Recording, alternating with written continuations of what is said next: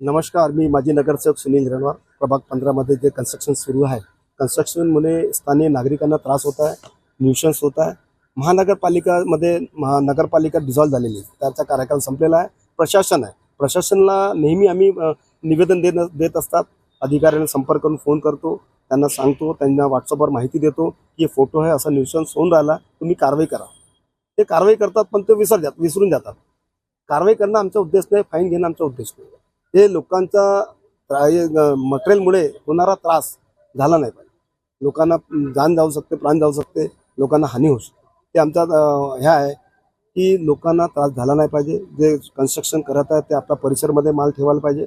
और महानगरपालिकेने यावेळी कडक कारवाई करायला पाहिजे. जर कारवाई केली नाही तो श्री प्रकाशजी वराडे, ते नेहमी इथं प्रभाग 15 सभ्य एरिया आहे, प्रकाशजी वराडे यांच्या विरोधात मी धरमपेठ झोनमध्ये कार्यक्रम विरोधात त्यांच्या निर्देशन करण्यात येणार आहे. किती वेळ डेप्युटेशन दिलं तुम्ही? पुष्कळदा 2.5 वर्ष झाले महानगरपालिकाचा कार्यकाल संपलेला आहे. आम्ही नगरसेवक नाही, माजी नगरसेवक आहे, परंतु प्रशासन माजलेलं आहे.